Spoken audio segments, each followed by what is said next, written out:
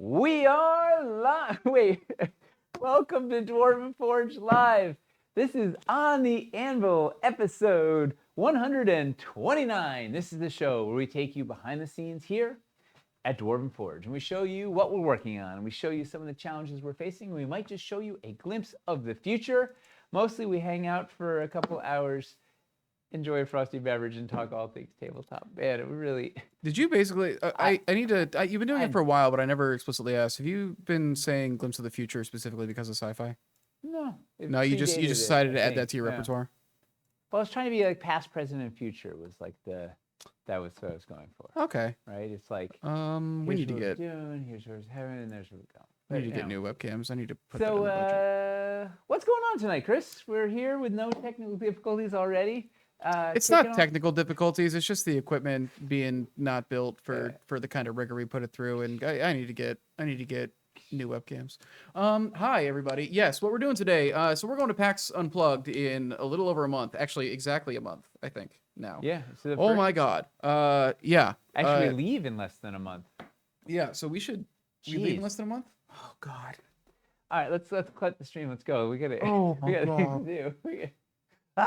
Yeah, so we haven't started building for it yet, and we got a lot of 4 pieces. Oh, that's true. We got a lot of stuff to build. So today we're gonna have a kind of a casual build and chill stream. We haven't done one of those in a while.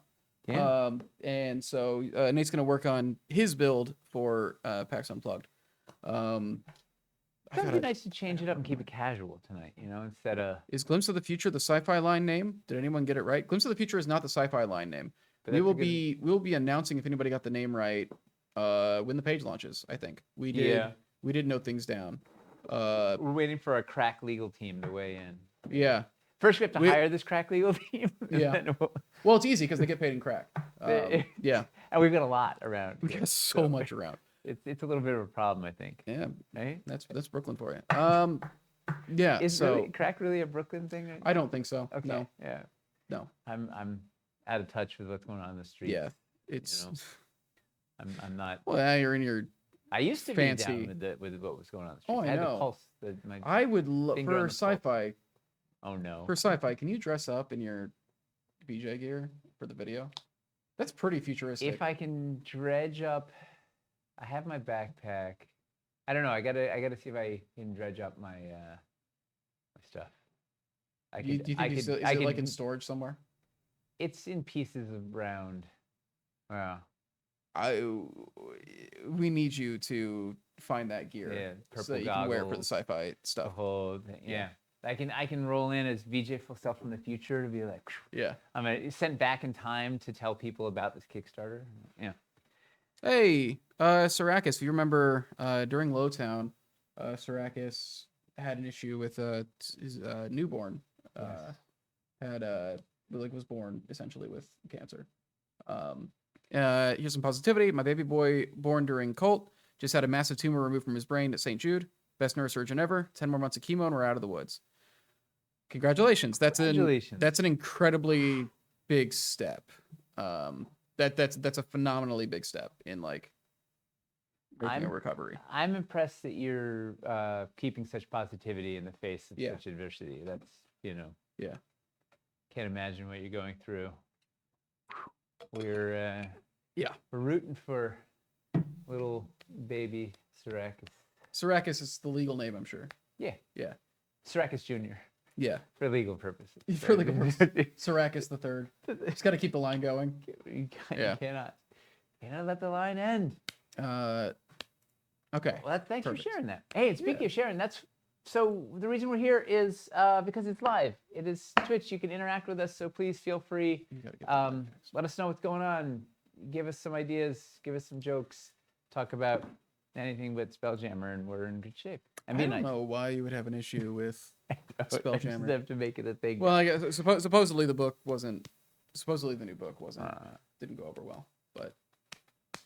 You know what I'm excited for though is Planescape. I haven't actually cracked it open yet, but when that came out 1,000 years ago, whatever, it was like, whoa, this is coolest everything about the art. Planescape is one of those things that I have known about and have been interested in learning, but it's also seemed intimidating. Yeah. Like Warhammer. Like I've known about 40K for like 15 years. It's just too many options. You can now go anywhere, and it's like a dungeon is an understandable thing. It's endless. And I'm like just now dipping into 40K, and I'll post like TikToks every now and then, like my progress on like making the Skaven, and I'll get comments will like be full of people like throwing like Skaven lore at me, and I have no idea what's going on. Yeah, I was painting a rat. I just like I'm like I just wanted to make rats. I was just so proud. I put paint on this rat. You got to tell me I'm doing it wrong. Hey, welcome to Warhammer. That's it. Yeah. It's but you know, you got to start somewhere. And I have so many of the video games just from Humble Bundles and stuff. I should just play it at some point. Planescape Torment. I've had Planescape Torment for a long time, and I just haven't played it. It's intimidating for some reason. I should just get into it. Yeah. So then about an hour in, we're also going to give away a $50 Dwarven Forge gift card. $50. It is a digital gift card, so anybody can win it no matter where they live, as long as they're not a Dwarven Forge employee. Yeah. So I think that's basically it. Should we get into? Let's hit the quick little news roundup, and then we'll get into building. It's the news. It's the news. It's the news. Hey, Chris, what's in the news? My gentle news today. Extremely little. Actually, very, very little. What's in the news? It's going to be real fast. We had our restock go live on Friday. Thankfully, we didn't sell out of anything, so we don't have to worry about reordering it anytime soon. But we sold a good amount of everything, which is Christmas miracle. Nice. It all worked. It's a Christmas miracle before. Oh, it's like a nightmare before Christmas. It's a Halloween near miracle. It's a miracle before Christmas. Yeah. Yeah. So, you know, that went really well. Stairway to Violence, everything is still there. Stairway to Violence, all of the Arcane Runes from Wildlands, a number of other Wildlands sets. Most of the Wildlands sets that we didn't include in Wildlands Reforged that people were asking about dropped in that release. Titan's Tooth, Felborn Plants, stuff like that.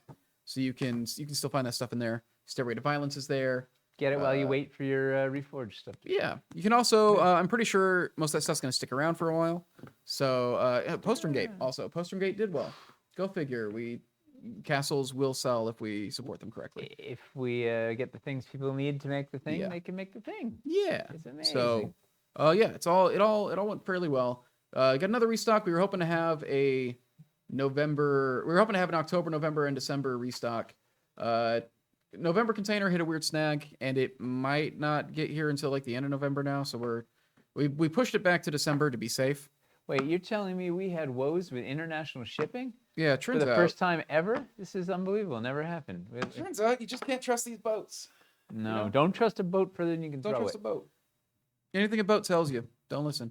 No, especially modular ships, forget about it. Yeah, because of that, we've preemptively just moved it back to the first week of December. Because there should be no way where it shows up too late for that. We preemptively canceled modular ships. And so because of that, because of the way that things got split up, we moved a couple things from the restock after this one up, mostly terrain trays. They shipped earlier. So the November restock basically slipped back to the beginning of December and got a little bit bigger.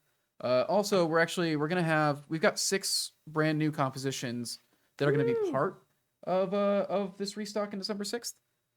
Just a lot of reconfigs, the stuff we've been talking about, trying to get a lot of pieces in that haven't been available since the Kickstarter. So we're looking at 3 new Banks packs. We're looking at the Underdoom Banks, because we've never had an Underdoom Banks pack. Isn't that bonkers? Yeah. And then the large stone banks in both Ice and Underdoom. So those will be available for the first time. And then the Underdoom Advanced Core, because we did all the work to get it ready and then didn't order it for some reason. So we've had the Underdoom Advanced Core ready for like a year. In a nutshell. I can't remember if we did all the work and then didn't do it. I can't remember if we just couldn't fit it into an order at one point and then it slipped through the cracks or something. I don't know. But that's coming. And then a Runic Columns 2-pack in Ice. And then a little Torch Stand 4-pack. That is all coming. And we're going to be setting the listings live for that hopefully this week. And they won't have pictures yet because we got to wait on that container to get in here to like take photos for some of them. But yeah, we're going to get those listings live ahead of time, even before we have the photos, so that you can see the prices and general descriptions and stuff. So that should all be good.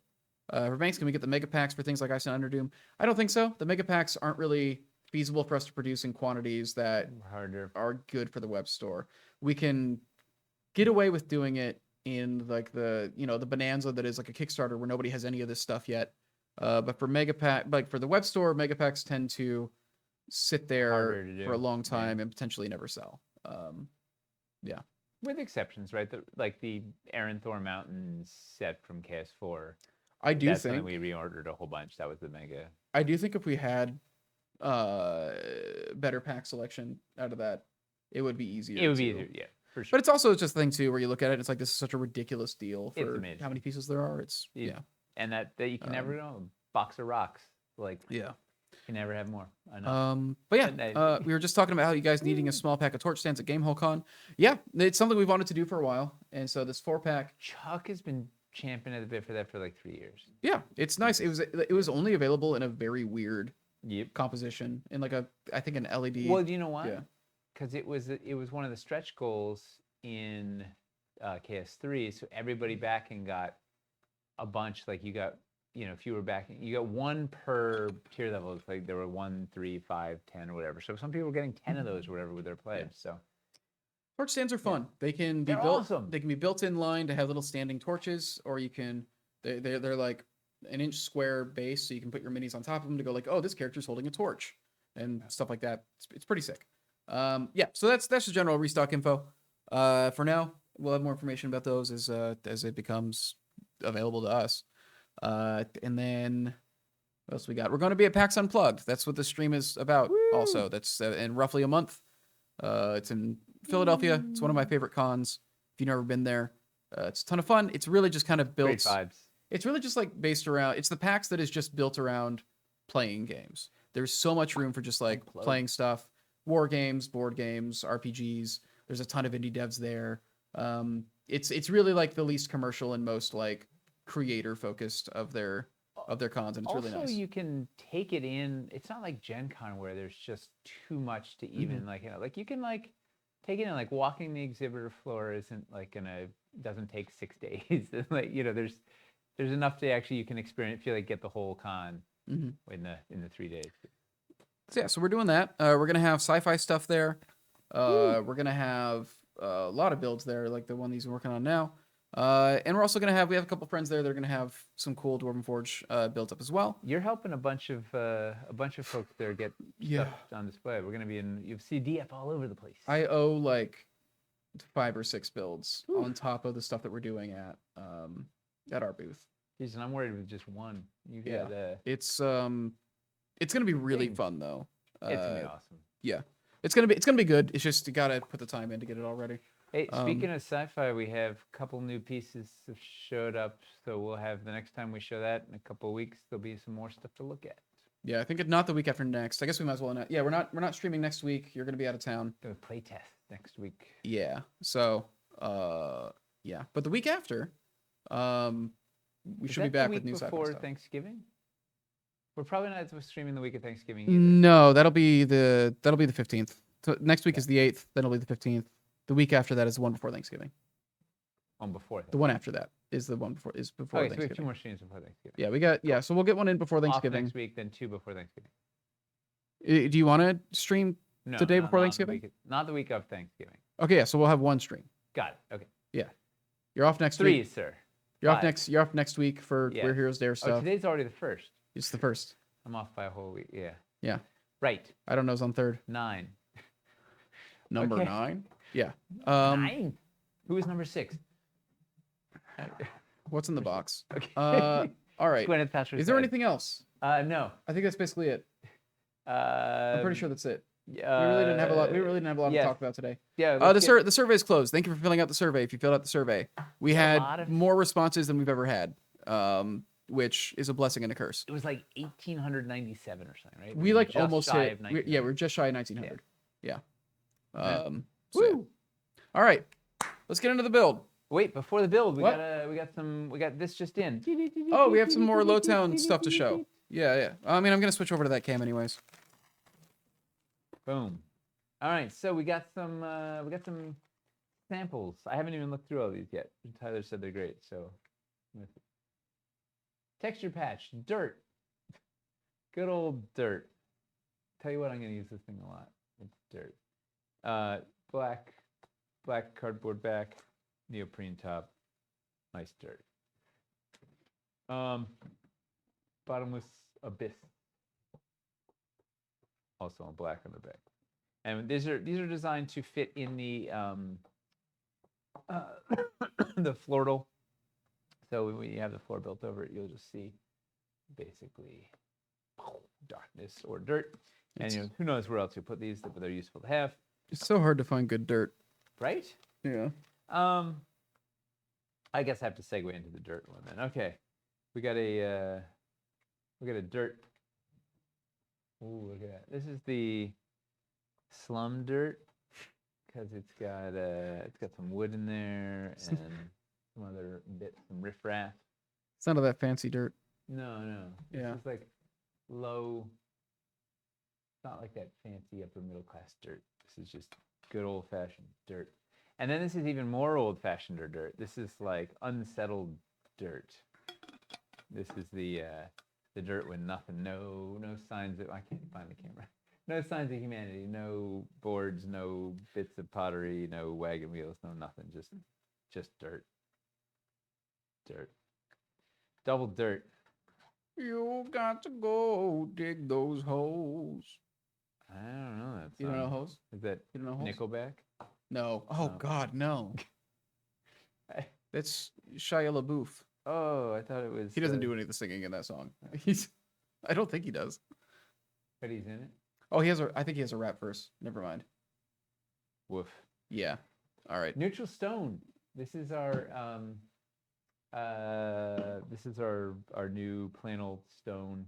The idea is it makes some nice negative space if you're building right on the outside of your sneak peek for the PAX build, I guess. Yeah. Also just good to build on in general. It could almost be old cobblestones. It's gonna be cool. Plain old rocks. We got dirt. We got rocks. You know other plain things we got? Wood. Nice. Look at that. Wood. Wow. Just a lot of wood. And this was a bunch of this was lifted from the sculpts, and then they hit the enhance button on Photoshop, and it was done. Mm-hmm. It's a real button. Yeah, you can just plug stuff into Dolly now, and it cranks it out. Yeah, Midsummer's Night Journey or whatever did this. Midsummer's Night Journey. Right? It's the thing. It's the computer named itself also. Mid-Journey. Yeah, that too. Midsummer Night's Journey. It's just for making Shakespeare ripoffs. Yeah, it's AI Shakespeare. It's 1,000 chimpanzees hooked up to a computer. It's genuinely 1,000. Yeah, that's all right. It's writing Shakespeare as we speak, and it wrote this wood. Also, it's really great. So yeah, the plain old wood. That's gonna be really fun to build on. And then we have our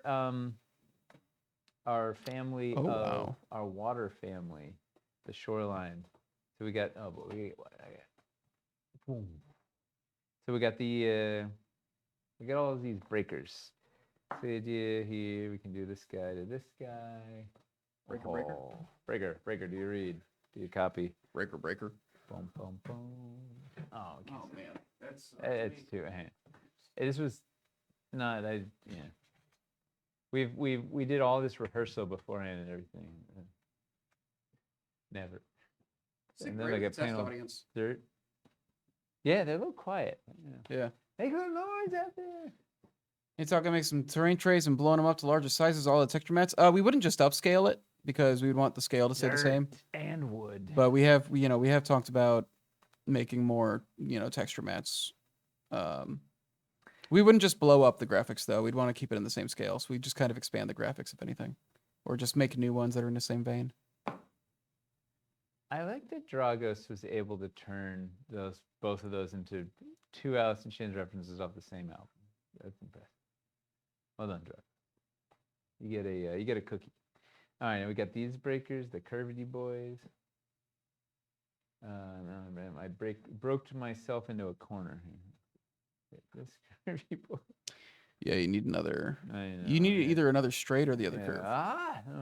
There you go. That one works.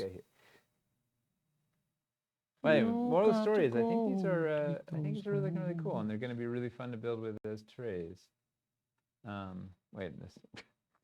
Yeah, that's. Is there anything wrong with this? You had the solution, and then for some reason you avoided it.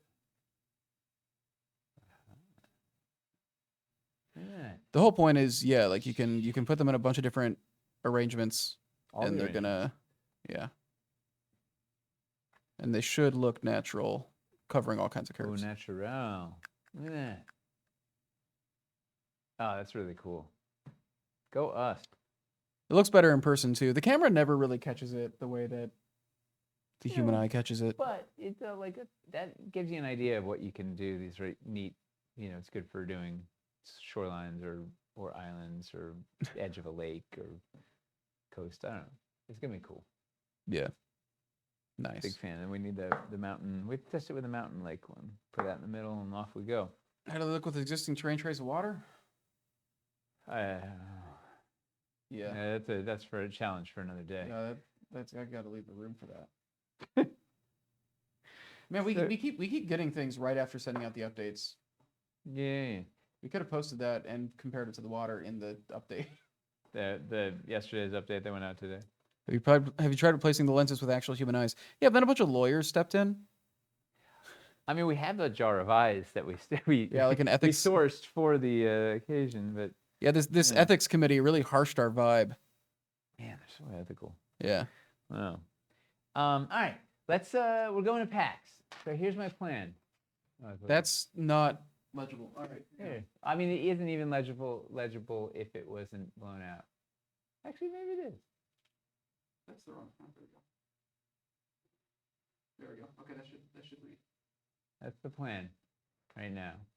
So it's so each square is 3 inches, a total in your normal scale, and this is the outside of the booth where foot traffic is going around.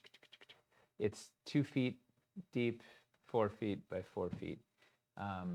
The idea is sort of here is a mountain thing, some sort of stuff with castle. Instead of doing the standard old castle we always do, I'm thinking of something more along the lines of Sorcerer's Sanctum-y, like 2 little towers with kind of neat crisscrossy bridges and nonsense. But like less of a castle, more like a cool lookout tower with interesting geometry on top of a big mountain, a big chunky mountain thing, right? So 3 levels of mountains thing. Then that, so for the idea of being that's like really tall and gets people's attention from the distance.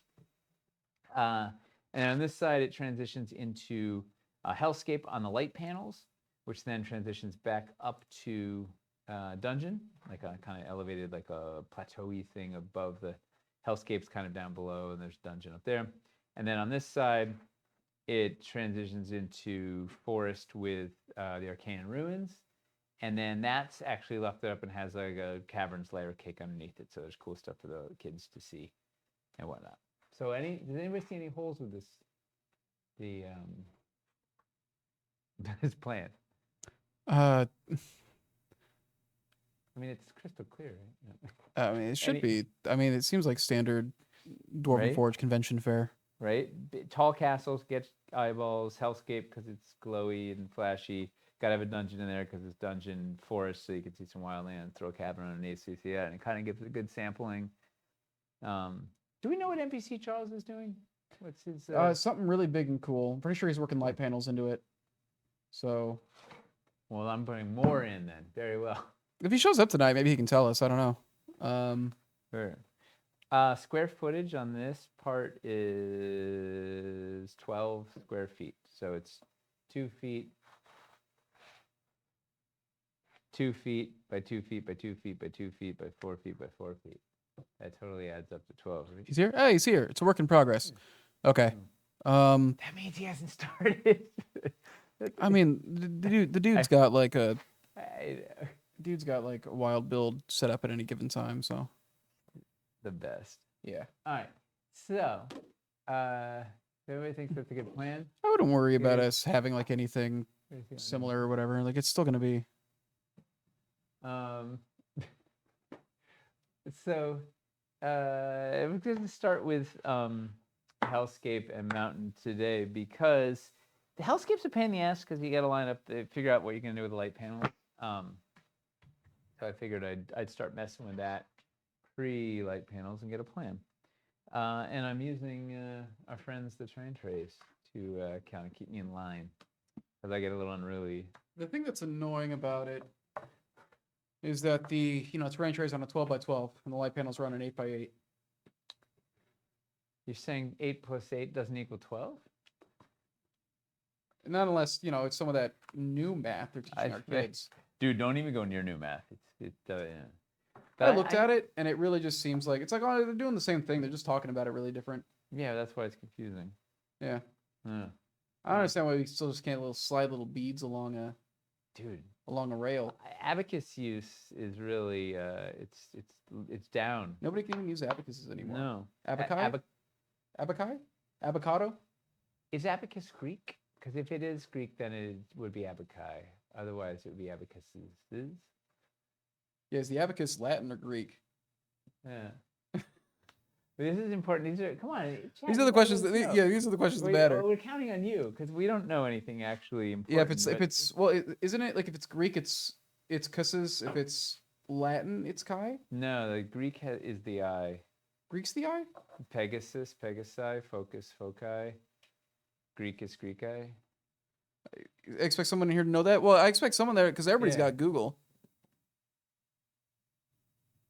That's the thing that's interesting. You can tell like what the root. You can tell like the etymology of the word of a lot of words based on like their plurals. Just going off would two of them be abaci? That's what we're asking. Is it abaci or abacuses? Wasn't it invented in China? Oh, then all bets are off. Yeah, or was it like Turkish or where? Roboticist says abaci, but these days abacuses would be fine. I guess it's how you can say fish or fishes. I mean, nobody knows how to say anything. Well, no, because fishes is isn't it for the species or for the group? Like a fish is for like a group of fish, but speaking of like all fishes in the sea. What? Yeah. If you're referring to specifically to a group of fish, it's fish. But if you're saying there's a large variety of fishes in the world, so it's a school of fish. Yeah. Okay. But then it's like multiple species of fishes. Okay. I think it's some technical.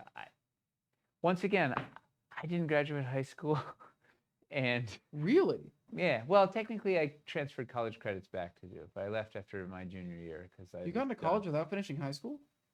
Yeah. So, huh. Crack legal team worked it out.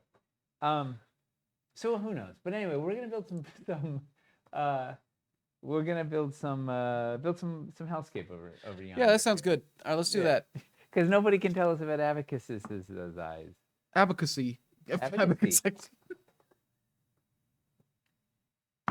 So, are you an advocate?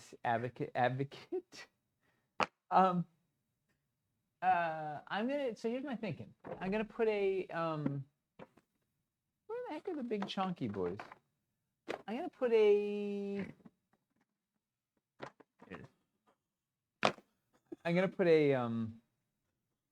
Hellgate. Here, Chris broke himself. What's the thing?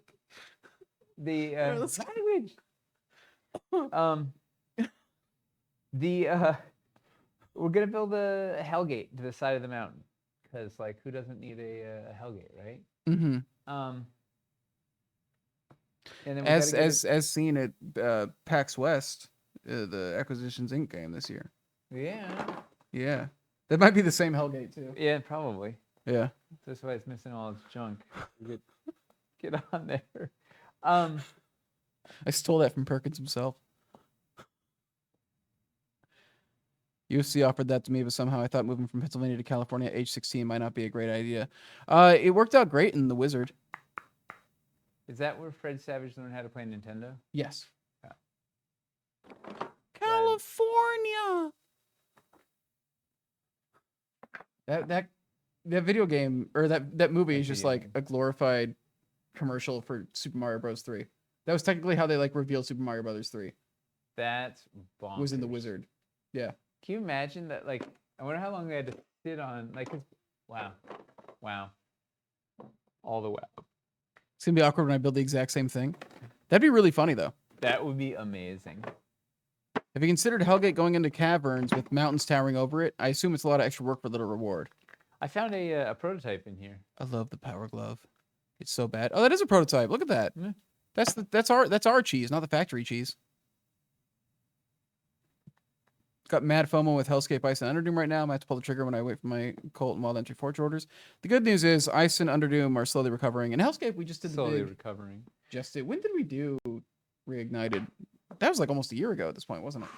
It feels like it wasn't, but I bet it was longer than a year ago. That was last year. I bet it was like that was 16 months ago or something absurd. I think that was like around Christmas time last year. Oh no. Well, hey, yeah. that was a really big. We got a lot of work done on Hellscape with that, which is nice. Mm-hmm. We're getting some more progress done on Cavalry. Getting these Banks packs in. This next restock is doing a lot for Ice and Underdoom. It's killer. It's getting You've been banging the drum. You've been asking to get the people what they need. Hellscape's amazing to play with. I force my players to make a trip to the Hells or Plane of Fire. You just force it in. I mean, yeah, that's the thing. Like, if people have the terrain, they'll find a way to use it, right? That's what they keep telling us on this channel, huh? Yeah. Hellscape Hellscape to Ice with a sci-fi transition. You go through a little bunker, and it's just like a planet with two extreme, like... It's Hoth on one side and Mustafar on the other. Yeah. I watched that one, too. Episode 3. No. With the kids, or just... I hadn't seen that since the movie theater. How do you feel about it? Not great. They're, man, the talking in that movie is rough. Yeah. And the high ground line is really funny now that I know that it's there. Like, hey man, they're battling over this. They spend like 10 minutes battling over nonsense. They're on flying droids with terrible green screen and little pipes and falling things, whatever. And they finally like get in and he like jumps on the shore. He's like, oh, it's over. I'm on the shore. I got the high ground. And they're like, what? And he does a backflip and gets chopped in half. Like, it just absolutely, like, they just got tired of like writing the fight scene and just like, I guess it's just gonna end. The really sad thing is that a lot of the ideas in the prequels are phenomenal. There's a lot of very good ideas there, and they're done terribly. Yeah, no, like a lot of the political intrigue could be phenomenal, but he's just not. He's just not good at writing it. Woof. He's just not good at writing that kind of thing. Well, things for humans to be doing is like really, yeah. It was I. But he's sold off this world changing property to Disney and has more money than God, and I'm here, so So who's laughing now? Yeah, huh? so I don't know. I'm here. I don't know. Yeah, I think. I think you're onto something. Only Sith deal in absolutes is a hilarious line, as in. Yes. Just like almost every line is delivered with a complete lack of irony. Yes. But this is an absolute master. Shush! Oh, okay. He needed to rip off Dune and Kurosawa again. How come Kurosawa hasn't made a new movie in a while? I guess it's slacking off. That guy was great, yeah. I love his stuff. Get with the program, use some color. Why is this guy too lazy to color his films? I mean, seriously. Man. All right, let's see.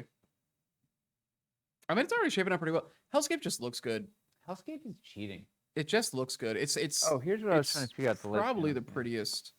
Well, I don't know about the prettiest. It's one of the most like visually striking sets we've made. Sold. Can't argue with that. Yeah. Also, it's pretty. But so if I need I need to go 4 inches in here with light panels. I was gonna have dungeon up here, but I can always just build on top of the light panel and not have it illuminated, which is fine. My question is, how much Hellscape is too much? Like, we don't have a lot of space, so is it just enough to have this like swath of Hellscape here, maybe a little bit spills out over here, and then we just go dungeon? Because there's not a lot of space for dungeon either. I mean, you're currently showing most of the big showpieces. Yeah. You've got the pedestal of pain. You got the soul cage. You've got the only thing you're really missing is like potentially the bridge. Yep. Over the lava at some point. Yep. The ruptured talons. Yep. Those are really the big. I guess a tri-spire, but you can just drop that anywhere. We got tons of room for all that stuff. And yeah. As long as I have the volcano. As long as I have the big. Oh yeah, I got a smoky volcano. Well, the volcano too. The volcano doesn't have to be over the light panel either, because if you're going to use the fogger, you're not getting the light out of there anyways. These are facts. Just speaking absolutes like a Sith. Let's see. Apparently, Hellscape Reignited was May last year, so it's been a year and a half. Yikes. Yeah, that's rough. That's roughly awesome. That's rough. Where the heck are the big walls? Where the heck is everything? The Hellscape stuff is not terribly well organized. I just want the big long straight boy. And we have. I know we have. We also have like weird amounts of the. So the big lava core stuff we don't have a ton of because of. So we might need to order some things. We don't have a single. Because we got a good amount of the 2x2s and stuff because we did like the core sets. Yeah. So we got those shipped over, but we didn't have a lot of Hellscape in the first place. And any of the stuff that we didn't include in the new Reignited sets, we didn't get extras of. So we might want to. We might want to make some requests. Yeah. This is the time to find out that we need more core pieces or something. Do you have having storage issues just like the rest of us? We actually we recently greatly expanded our storage for the archive, so we've got space. It's just keeping track of all the pieces, because usually what happens is we get 2 of each pledge level from a Kickstarter, and that's like our archives. But that can lead to us actually having very few of some things. Because then, some stuff gets lost. Some stuff goes to a convention and never comes back. Some stuff gets pulled out for replacements. Yeah, because I know I think we got some Hellscape that just sits in the storage unit by Gen Con. All right, see ya. I don't know where. Have fun. I'm going to go find the high ground. Well, how are you guys doing? I can't even officially entered the buying storage furniture for my Dwarven Forge base, and I already know I'm going to need more. Do one of those sectionals with where you can pull it, where like you can pull up the couch and you got storage underneath, and just hide a bunch in there. Never comes back from a con. What do you mean? Sometimes stuff doesn't make it back for various reasons. There's a lot of stuff. We have a storage unit just full of stuff that we expect to use fairly often for Gen Con, because Gen Con we always do just like these massive builds. So there's a ton of Dwarvenite just sitting in like a, sitting in an unrefrigerated warehouse in a state that gets well over 100 degrees in the summer. So that's solid. Where though? I'll never tell.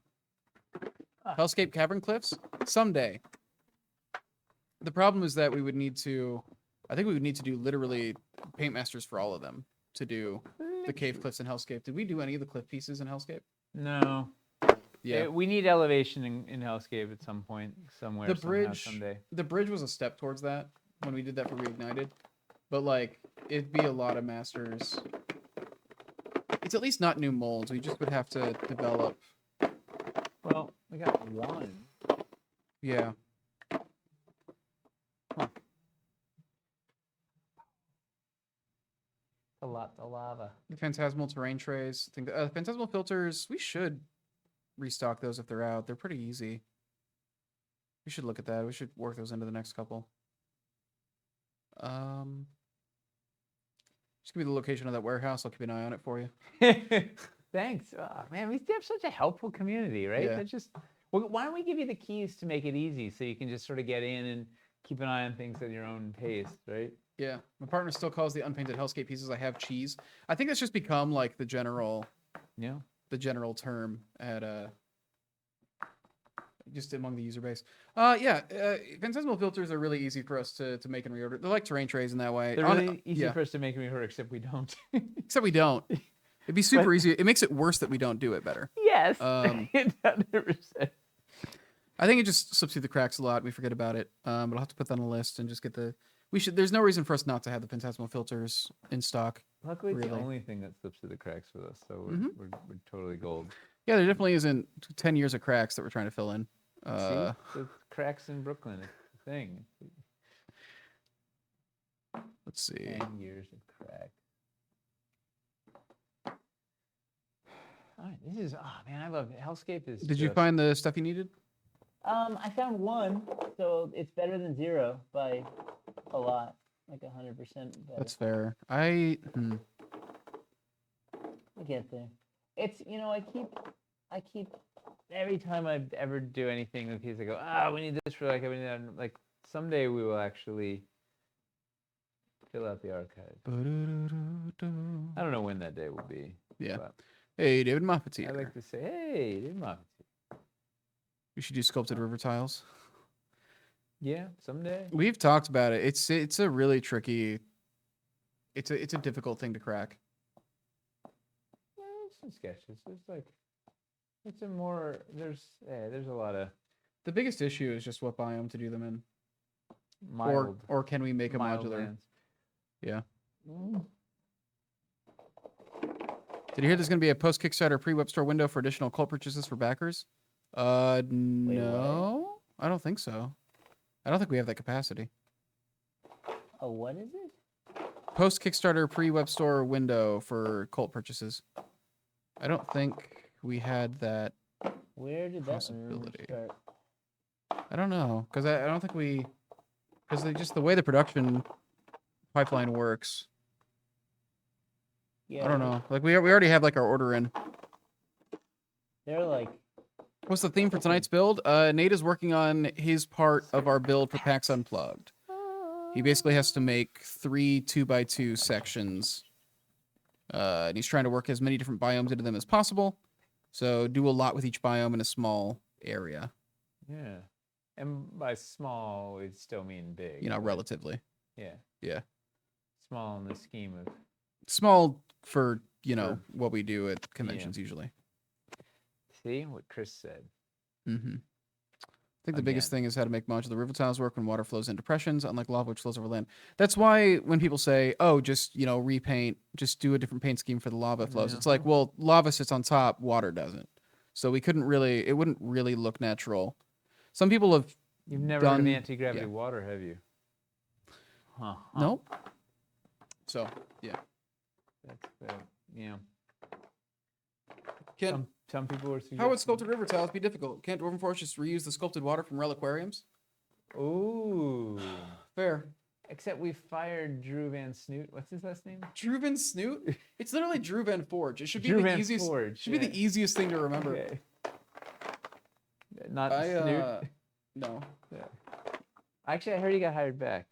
Yeah, he recently made another appearance. Yeah. I got a feeling he's gonna drop in whenever he feels like it. He's working on our social media now, right? He's deciphering what the people want based on our. I just start tweeting just in character the entire time. He understands under the company account. Whether you're playing Dungeons or Dragons. Polywater tastes like blue Jello. Most of us can't afford both Dungeons. You're doing an 8x3 table? Okay, so yeah, you're doing. Wow.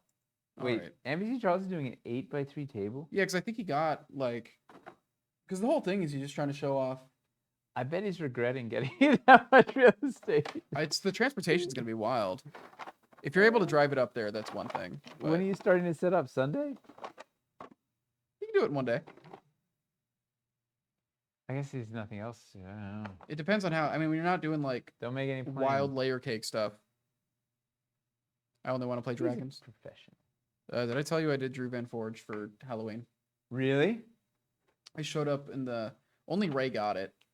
I showed up in the suit, but he was wearing a black tie with orange polka dots on it to fit the festive theme. He being Drew. Drew being Drew Van Forge. Right. But that wasn't you weren't wearing it. Drew was wearing it. Yeah, Drew showed up. Yeah, and that wasn't his costume. He was trying to blend in. So he changed into the costume there. He was trying to be a little more casual. Yeah, so he put on this dragon lizard like kind of cape thing with a little hood that comes up and like little paws you can put it into and it fastens in the front. It's not a onesie, but it's like a little cape. It's like, look, guys, I'm the dragon. Oh my god! On top of it, see, that's the next level. It's a super esoteric thing that meant a lot to the two people that got it. Yeah, and you were one of the two people. Yes. Yeah. That's amazing. Yeah.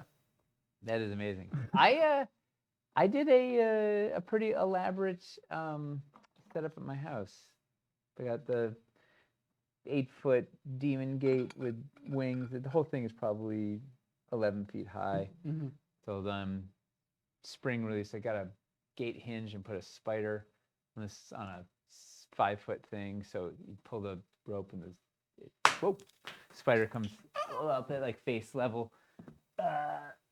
And dropping spider on a pulley, fog machine in the I made a plinth for the candy, and then there's a fog machine in it that blasts right at you. So when you go for it, it gets fog. And it was very fun. The best thing, Hawken was dressed up as Lord Skitter, a magic character that nobody knows. And it sounds like that would be a Skaven thing. Yeah, totally. Because they literally have, is it Skittershanks? Skitter? Yeah, something? Skittershank or something. Slink Skittershank, something like that, yeah. So his costume, I made it, I basically took, last year Grayson was, whatchamacallit, General Chatterfang, the squirrel, another magic card that nobody knows. So I took this like gray jumpsuit and put war paint on it, whatever. So I took the same jumpsuit Grayson learned last year, added black fur on bits, whatever. So it was like this weird thing. But then Hawken didn't want a rat-colored tail because he thought it was gross. He just wanted a furry tail. So then he had like a furry tail with this suit and thing, and then took it off and put this. After he'd done trick-or-treating, put this just a full skeleton mask on that I have, which is extra large for him. And then was like lurching around out of the fog because I had 3 fog machines going, right? So it was the creepiest thing you ever seen because it was like this weird patchy fur suit and on this short, like, 7-year-old kid, but then this full-size like skeleton head, and he's like lurching around and not making any noise, just like creepily like coming out of the fog and everything. It was like people were losing their minds. Right. Like these animatronics are next level. I don't know what that thing is, but it's like I was very proud. It's really he knows how to be disconcerting. He's a natural. Yeah, he's method acting. I think freaky the best skeleton creatures. I think the best thing I saw. I took a walk with my girlfriend on Halloween, and we went by a street that they closed down just for the kids to do trick or treating on. Best. We passed a couple with their parents, like hanging out in front of a house, and one of them wasn't in a costume anymore, but he's just like, I was a leaf cutter ant. And his mom's standing there, and she just got a coat. It's just a bunch of leaves. It's just like, and you were the leaves. She's like, yeah. It's like 6-year-old kid. What he wanted to be for Halloween was a leaf cutter ant specifically. Not Lord Skitter or No. Ashiok. Just picked a real bug.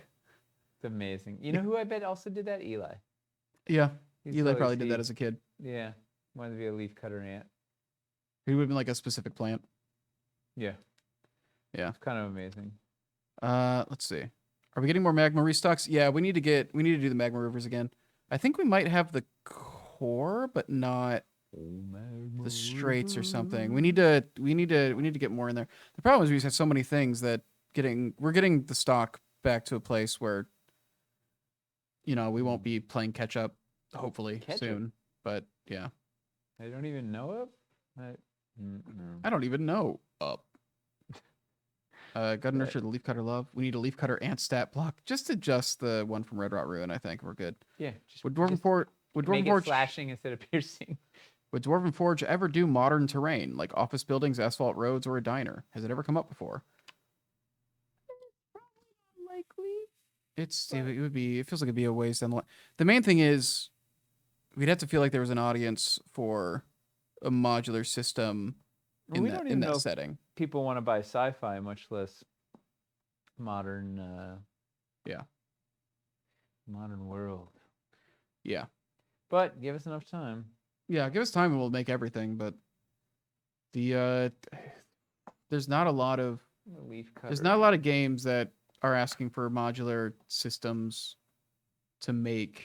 I guess the thing is we need it to be something where there's enough demand for people to buy like pieces in high multiples, at least if we want to do it in Dwarvenite. We could move into doing like one-off buildings, doing things like what Tabletop World does or something, but that's very much not what we're known for doing and not what we're used to doing. Does anybody here need modern? Like, what's the use case? What's the need?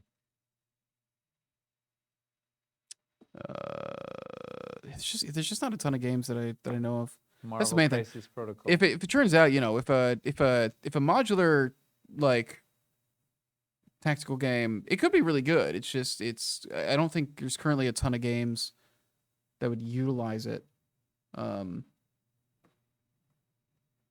think, you know, there are some war games that would use it, but if that were the case, we probably wouldn't want to make a modular system as much as we'd want to make some really interesting, larger pieces you can plop down, which doesn't fit Dwarvenite terribly well. Yeah, there's Marvel Crisis Protocol. There's a couple skirmish and war games that would use it, but I think in terms of RPGs and just other, the modular Asphalt game is absolute fire right now. Modular Asphalt game. Asking for runes for the hypothetical modern set. Here's the thing. I think ruined modern buildings would actually be, because so many people do like fantasy or sci-fi games where they're like, oh, you come across like there used to be civilization. The remnants of yeah, like it could be one of those settings where it's like, oh, this is actually like it was like an Earth style society that fell into ruin. Yep. Things had to start over again, and so you'll find the remnants of those of modern skyscrapers and stuff. That is cool. I think that's actually more likely to be used than actual intact office buildings. Got a detached retina the same day I received my hellscape terrain, so it's still not painted yet. Wow. Ouch. That's rough. I think Car Wars is the wrong scale. I really want to play Car Wars. I've heard a lot of good things about it. Car Wars is awesome. You need to do a bunch of cheese all at once due to changing casting color. We don't need to. It's like a little bit easier, but it's not like... It's not really a make or break thing. It was really convenient. The reason we did Hellscape Reignited was because it was very convenient to just do a ton of Hellscape at once because of the casting color, just because they have to stop and change everything over when they're changing the casting color. But it's really not a make or break thing, really. Where the heck is the double door? I feel like I'm spending more time looking for pieces than actually anything. We definitely should have that, because didn't we... I mean, we should have everything, but... Yeah. I feel like maybe there's a box that's not unpacked or something. That could be. There could be something from Gen Con or something that didn't get opened and put back. Because I know we had a ton of Hellscape at Gen Con. You know, Car Wars is one of those ones that I spent so much more time building cars than actually playing the game. Like, it was a lot of prepping our vehicles, a little less. It's just like Lancer. Yeah. Cars are just less interesting mechs. Tell that to Jason Statham, or who else is in Vin Diesel. Do you think they'll make a Fast and the Furious RPG? Oof. Got to boost your family stat. Wait, everybody just has this. There's one class, just driver person. Yeah, it's just driver person is what it's called. Even that's inclusive. You play with a bunch of driver people. You and your fellow driver people have to, like, you know, that's how you refer to them, right? We are human driver people. Are you using the light panels for Unplugged? No, unfortunately, we're not allowed to use electricity. That's why it's called Unplugged. Yes, there's no light panel. Yeah, we're gonna put light panels under this. We are. Sorry. Oh, I'm being an asshole. We're gonna use light panels. Language. You said it earlier. Yeah, you said it. You said it first. You said it earlier. I did? You said pain in the you-know-what earlier. You said it. That's true. But it's not a hole. It's just like a little piece of it. That's the weird thing, right? Is like on TV, they would bleep out hole. Yeah. It's okay to like talk about the buttock. That was something I thought was really weird. The buttock hole is where trouble becomes. That's where it's. That's something I thought was really weird about Europe. When I was watching Whose Line Is It Anyway? Because they would say it all the time, and they would always bleep out the whole part. Yeah. Like, and that was really fascinating. They had a whole skit, or I guess not a skit. They had a whole improv game that. Wait, you just outed the whole. That started off with them like ice fishing, and in the first like 20 seconds, one of them says ice hole, and they just like look at each other, and then they just start trying to say ice hole as many times as they can in the scene. They realized they found the loophole. They found a loophole, so they're just saying ice hole as much as possible. It's like the SNL sketch, the furniture salespeople, Sofa King. Mm-hmm. They're like, or they had or like Reba did an episode of, I can't remember what show it was. It was like some procedural, and like Reba was on it or something, and they just have this like clip of her trying to like deliver this line, which was, "What's wrong with chewing ice?" But because of Reba and her accent, she kept being like, "What's wrong with chewing ice?" And it's like saying it over and over again, and everybody around her is like losing their mind. And she's repeating it over and over again.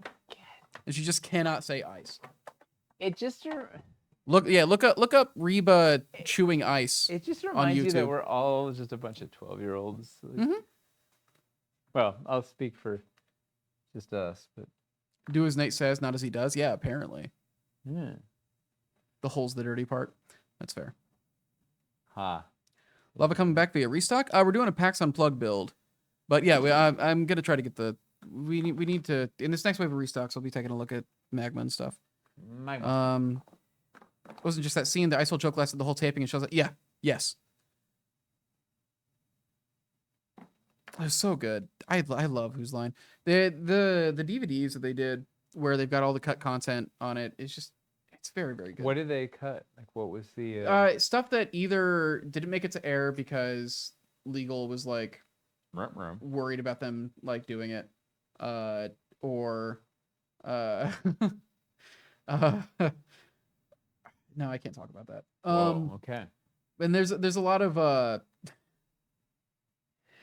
just a lot of or there's some stuff that just like it's hilarious, but it's technically because they just completely failed at playing the game, and so they're just like some where they're just riffing. They totally went off script. The game just completely crashes and burns, and they're like, we can't use that, but it's hilarious to watch. Yeah. Like they weren't doing the assignment, but they're doing was hilarious. Yes. No. Yeah. No, I love Whose Line. I imagine that probably happens more. I did a whole video about Whose Line that like went viral. Yeah. Yeah. I thought the viral one was the Snowfields thing, or whatever. Starfield. I didn't know Starfield. That everybody. It was a Todd Howard ASMR. That's like at 800,000 views now or something. That's the biggest one I've done. But like, and every time like a new game comes out, like Starfield, it gets a flood of new people going back to it. Got it. Yeah. It's an old classic at this point. Yeah. Yeah, Matt Roboticist, that was the one that that's the one I was thinking about bringing up, and I was like, I shouldn't talk about that. That's the one. Wayne Brady on Make Some Noise on Dropout was also, it was really cool. I met Wayne Brady and talked to him for a bit. Very, very chill. That was the dad from the group? What? The Brady Bunch? No. Oh. Yeah, that'd be hilarious if the Brady Bunch was the exact same cast except Wayne Brady was the dad. Who's exact same show. You don't know who Wayne Brady is? No. Whose Line Is It Anyway? Okay. What is it? Yeah, I think he was hosting. Is he hosting Prices Right now? He's hosting some game show now too, as well. Kinky Boots. He did Kinky Boots for a while on Broadway. Mm-hmm. Wild. No, Wayne Brady was a Whose Line. He in Whose Line? Yeah, he was on Whose Line. He did all the music stuff. All Wayne Brady cast like it's the Clumps. Woof. Were there any of the Eddie Murphy Plays Every Character movies that were good? You know the answer to this.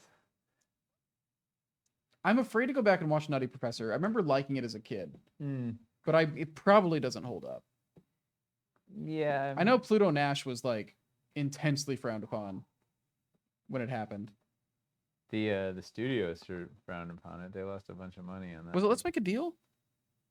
I remember Wayne Brady was hosting some game show. Hellgate transitioning into a Hell Castle would be great with the new castles restock.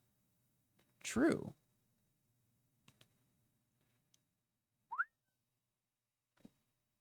I'll just show you some Who's Line. Coming to America, the original. Oh yeah. Coming to America. Play all the characters though. He plays a couple. He played a couple. Yeah. That's his strong suit. When he gets to play a couple of characters, but he has like a really good supporting cast. Well, it's just having a solid script around it too. Yeah. Instead of. Yeah. I think the issue with a lot of them was the whole pitch of the movie was just, look, he's doing a bunch of characters, which like. Yeah. Eddie Murphy shows up and he's funny. Like, yes, he will show up and he'll be funny, but like you need to give him a good. Trading Places is really good. Yes. Right, Wayne Brady played Neil Patrick Harris's brother in How I Met Your Mother. I'm sure you watched a ton of How I Met Your Mother. Yeah. How I Met Your Mother is such a not Nate show. What's the premise of that show? How I Met Your Mother? Yeah. It's like a 10 season long flashback. What? To this guy, he's like, oh, I'm going to tell you about How I Met Your Mother, and it takes him forever to get there, and so and then it just becomes a standard like sitcom set in New York. It's one of the better sitcoms. The last season is horrendous. Well, now I'm not going to watch. One of the most phenomenal dropping the balls I've ever seen, since puberty, and it's not great. It's got some very good episodes, but the last season is a real stinker. Yeah. Oh. Well, that's a bummer. Yeah, it's not great. They really misunderstood. They really misunderstood what made the show work. Let's do a gift card giveaway. Woo! What's a good word? Is it already that time? It's past that time. Whew. I've learned so much tonight. Icehole should be the giveaway word. Oh. Devil, demon, abacus. How I Met Your Mother. What's abacus? Icehole. Ribalks. Okay, it's got to be abaci, right? Abaci? Made up. Abacus Dabra. Abacus Dabris. We got to pick something. Oh, whatever people want. We got to pick something. We're seeing a lot of abaci. Seeing a lot of abacus. Abaci, not abacus, but abaci. Yeah, abaci. All right, give me a second. All right, give me a second. Stupid. All right, abaci is the key word for a $50 Dwarven Forge giveaway. As long as you type abaci into chat, ABACI. Yeah, nobody's gonna accidentally type abaci, so I guess it makes sense. I hope there was nothing useful in chat, because now chat is absolutely dominated by people typing in a word that I'm not sure exists. Yeah. There we go. 56 eligible people already. There we go. Yeah, there we go. Rack it up. 62, 64. It exists now. Watching the lottery. Yeah, 66. We got have a little space abacus accessory for sci-fi. 70, 71. Nope, just yep. You know what I wish we had? What? A 9-inch by 9-inch battle board. No. Yeah, because for these sorts of builds where I want to go. Oh, for this one situation, for this. No, it happens anytime we have to build in a constrained like 2x2 and want to do multi-level thing and have stuff step back with the escarpments. Like it's easier. We can already get there with the terrain trays. Not a 9x9 specifically, but like we can do steps. I want to just drop back one escarpment's height with elevated terrain trays. And then the 9 would let you do it again and again, and you could just make a ziggurat and then stack it full of stuff. It's a totally normal number to ask for. I think we don't. I think we should focus on. Supporting the lines that we. For different size terrain trays. They didn't realize. That doesn't mean we need to invent another. 9x9. Doesn't mean we need to invent another size thing for us to not restock. Exist anywhere else. Doesn't mean we need to. Yeah, doesn't mean we need to like introduce another product that we won't support. The second time we made battle boards, we already changed the rules on how they work. We don't need to now make a 9x9 one. Well, we need to keep some kind of consistency to try and explain to people what these things are. Modular 3x3 battle boards so they can stick together. You just slide out. Yeah.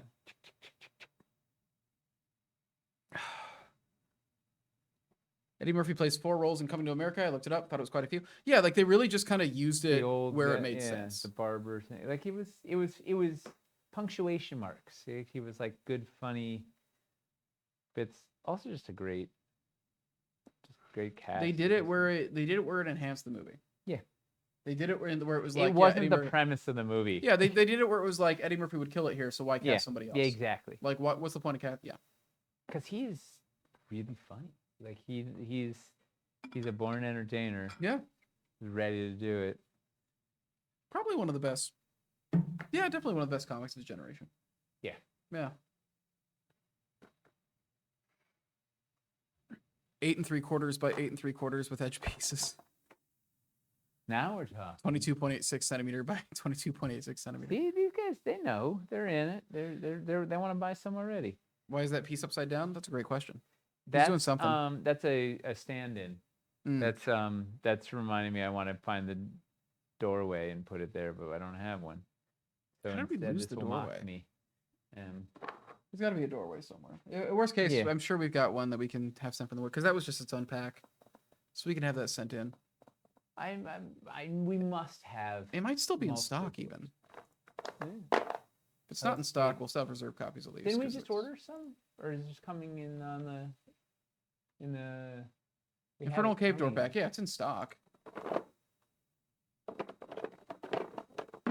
We have vaulted double doors coming in. The Infernal Cave door has been in stock since Reignited. Got it. Had this breach into a Kree colony? Oh. What about a Kree colony? Saying you could have this breach into a Kree colony. From Marvel. We Right? Yeah. What's that what he means? That's KREE. Maybe, I don't know. I'm not a huge Marvel person. HRI. Fire ants in this economy? Start a union. Yeah.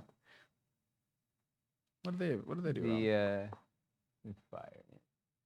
All right, so this is. I'm not really firing on all cylinders tonight.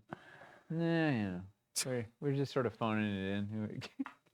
All right, so I'm thinking there's something like this. What else am I missing in the? It's a little tightly packed. I wish I could have moved that volcano. I was trying to get the volcano with the fogger up near the front. Then you got to get the bridge in there. Then you got to get the Hellgate. And we got to get the lava fall. Got to get the Pestle of Pain. Hamster, are you still here or are we being robbed? Give me your money. He must have his headphones in. It's got to be Hamster, right? I mean, who else would be just like... I think he was the only one still here. Yeah. Coming and going. That or somebody's just taking a tour. The tour. The 2-bit tour. Didn't realize, reading now, when the U.S. adapted Whose Line from the original, they had some of the same contestants, like Colin Mockery. Yeah, I'd say about half the people that are in the U.S. one. There's the U.S. version? Of Whose Line? Yeah. Yes. I only know the British... The like radio show? Yeah, it was a TV show in England. It was like a radio show, then it became a TV show, and then it got brought over here. I think it did better here than it did in the UK. Makes sense. They also did a spin-off of The Office here too. Mm-hmm. The Office has been done in like 20 different countries. It's really wild. Everybody has offices. Yeah. Yeah, Whose Line, and then Whose Line is still going here too, but it's not really the same thing. Like it had a couple spin-offs. I did a whole video about this. Yeah. Should we just watch? Just give us the link to the video, Chris. No. Okay. Oh.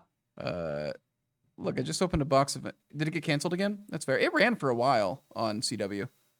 But it became a weird thing where it was clearly about like promoting like the CW's other shows, and it was, I don't know, it was weird. And an improv show? Like their guests, like when they had special guests, it would always be like an actor from a CW show. Instead of them having improv actors. In like the original one, it's like our special guest Richard Simmons. Like it would they would pull just like wild guests sometimes. And it would be fun. Yeah. They had Robin Williams at one point. Wow. Yeah. That's a funny dude. Maybe swap the volcano for the pedestal. The fog could flow down into the lava river. The reason I have the volcano up front is it's the passerbys are out here.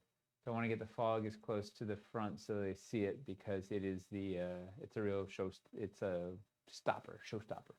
People love that thing. How do you guys transport this? We're gonna load it all up in a car and drive down to Philly. It's easier. It's so much easier when the con is driving distance, because otherwise we have to like ship it all somewhere and then we fly there. Like for Gen Con, we got to ship everything and then fly over and pick it up. And yeah. Such a dated thing that doesn't happen anymore. Like How I Met Your Mother had Katy Perry, Britney Spears, just a bunch of stunt casting. Yeah, I guess it doesn't happen as much anymore. Whose Line might have been one of the last shows that was still like majorly doing it, because like that's the thing, is to go like, oh, we've got somebody from Flash, we have somebody from Arrow, and stuff like that, and a lot of them were like not improvisers, and you could tell. I am acting today. Yeah, a lot of them were clearly very uncomfortable. Yeah, you need to be yeah. Yeah. I could see how that would fall apart. I can't go to Philly for a con because then my mother will want me to go there to visit her. Fair. Take her to the con. What could go wrong? Yeah. Deathly Afraid of I-95. That's fair. Also fair. All right, I've got a sketch on here. I'm feeling pretty good. I want to look at dungeons. Gonna roll this giveaway. Yeah, Abakai. And boom, Weekend GM. Weekend GM, congratulations, you have won. Gonna whisper you. Just gotta get get the email to send your gift card to, and then we're all good. You know how our Hellscape section in the archive needs some attention? None of the things have labels except for one box, and it's labeled extension cords. This is clearly not a bin of extension cords. This is a bin of Hellscape. Hellscape is probably the least organized of stuff. I don't know. It's weird. Not organized. No. Yeah. I'm hoping that we can get it fixed now that we got more space. Yeah. There were a lot of not great guests in Old Who's Line too. Yeah, but at least when that happened, it was just like they might have had an off day, or maybe like at least it was like what they were pulling in was other improvisers and stuff. Now it's like they pull them in and it's really awkward, and it like comes with the added thing of like, yeah, go watch the show that they're in, where it just feels not at all awkward. Where it feels like you're being advertised to, like in the show. Like that's what made it hurt more. Whereas in Who's Line, it's like, okay, sometimes stuff just doesn't work very well. But at least like, it's not being, it's not. I don't know. They're like not advertising at you. Yeah, they're not advertising. Ryan Stiles lived in my college, as it were. Ryan Stiles lived in my college town. Oh, I know where he went to college. I know where he went to college because of that. Like I've been to his comedy club that he has in that town. Because I'm not far from there. Well, I grew up not far from there. I'm not gonna say it. I don't want to put you on blast. But yeah. One of my improv teammates is on dropout now. Oh shoot, who? Because yeah, because they're like all West Coast because they're in LA.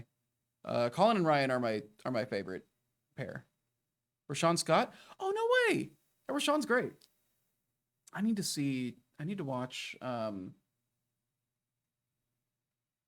watch Burrow's End. I haven't had time to watch it yet. Yeah, no, Rashawn is fantastic. Nate Stepen thought, yeah, don't worry about him. He'll be fine. What do we? I didn't know Rashawn was from. Interesting. That's awesome. All right, so I got a question for the. I guess you might have just gone to college there. I don't know. The audience. So, why does we get from Tacoma? I was that. So I live that close to Rashawn Scott. Interesting. All right, so we're gonna have a doorway here. So okay, first of all, there'll be light panels under this thing. Oh man, I gotta fix that. It'll be annoying. Ugh. I like panels up to here. My thought was to go into dungeon, right? There'll be the double door here, the demonic double door here. Into dungeon, up a level. That's cute. Dungeon here, trying to raise up, right? Have different heights, especially you want the back higher than the front, so people might see. What do? We have a pretty limited amount of dungeon space, right? If you want to... I would say general dungeon on the bottom and show off like a lot of the dungeon trap stuff, and then you build up to the elevated Forsaken Temple. I mean, it's like 8 inches by 12 inches. You can still do like standard dungeon stuff and fit some things in there, and then you just build up to like a cool Forsaken Temple room. I would think single. Or do we just do it all dungeon? Do sort of heavy like kind of show off all the... Is it better to show the variety, have Forsaken and regular, or is it better to just do sort of as much regular as possible to show off all the versatility? Because here, there's enough room for basically a room and a corridor. Round room on bottom and each little quadrant with a trap. And as far as versatility goes, so the sessions are, Matt says lower dungeon can be a bit maze or trap-like. Gizmo says the round room you could do a round room on the bottom and each quadrant could have a trap. Dungeon maze passages on the lower level leading to a treasure room with a Sassul statue. Because we can do like snake floors and stuff in the top with it. I don't know. I feel like it's tight on the. I don't know exactly how I'm going to work around this thing yet.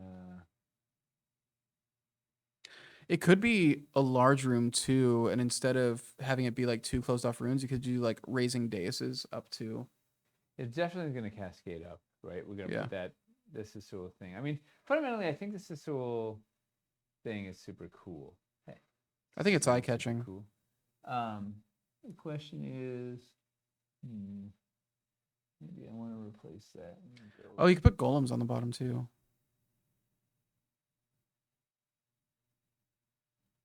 Highlight LEDs and magnet pieces which competitors don't offer. True, we can just do the flashy stuff. Oh, because actually, you know what? Because we're going to have, in the store section, we're going to have a lot of the dungeon core stuff. Anyway, so we're going to be like, so maybe, you know what? Maybe it's pure dungeon, but I do, in the back, raised back area, daises, do 2 Sassul corners and the Sassul dais. So it's just like a taste of Sassul. A little bit restaurant. of Sassul, but then it's just the core. It's all recognizable dungeon bits. So then you can say, like, we can point people over to the store area. Yeah, because we're gonna have a lot of dungeon core pieces on display, outside of this build. So maybe see them in action, and then here. Let's sketch a thing. We got a lot of Sassulian nonsense. I wonder why. Is it because we didn't? I think we recently ordered some. Maybe. You're trying to apply logic to our archives. It's so hard to know what we're gonna have. Like, what happened with Hellscape? That is the question. Oh, I think I know where some of it is. Actually, yeah. Where? One of the things that we sent a lot of terrain to hasn't sent it back yet. Okay, that might track. That might be part of it, because one of the builds for that was Hellscape. Well, that would be why we don't have any of the big pieces. Potentially. It was just a 2x2 for. Well, I don't know. The thing is, yeah, we didn't have a ton of Hellscape in the first place. Chef Sassul. Just a small taste of Sassul. Maybe winding cavern up to a temple. I think cavern is planned for a different section. I can't remember his thing. Oh God, please don't. I won't. Whatever it is. Hurt the camera. Didn't kill it, right? Yeah, no, we're still active. Awesome. And just a small taste of Sassul. In the back, a little tasting menu of Sassul. The Serpent Overlord. She is a very sweet snake. Got to get that sweet snake. I'm trying to figure out if there's some way to portmanteau Sassoul with Sicily. You know what you could do as well? If you're elevating this thing, you could cheat the tray over a little bit. Yep. And just center so that way it's not hanging over the hellscape, and you get a little bit more. I don't remember what's on this side of the. That's true. Build. Like I didn't want to. We have it's a pretty tight space. So if it's connected to here, I'll bring up Mace's map. Don't you worry. It won't find my body. Boom, boom. Mr. Sandman. I was thinking we could come Bring me a dream. Could come up here. Boy, it is tight. I know she posted. There's so little. Did she not post a picture of the booth light? Did she just show me in person? She might have just showed me in person. That doesn't make this easier at all. Hard mode, Chris. That's how you thrive. Because I think your build might be butting up. I think on that side of it, it might be the store section, which in that case, like I can easily rearrange it to not interfere with your stuff. Yeah. Like that's also like we could just have the discipline and not. Let's see. If I can, When have we It's ever? easier to just use it. Like I don't have to use a terrain tray for the elevation, but it's a lot easier. We're not. We do. Nobody shops at Dwarven Forge for discipline. This is a fact. Nobody expects discipline from us. This is an explicit fact. Let me get some stilts.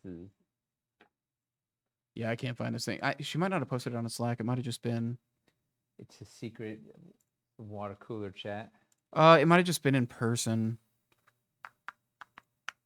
Mr. If we do this with a thing, we gotta. Sure, it'd be helpful if I could find this though. Well, I'll ask her about it. I think she's busy tonight, but we'll find out about it later.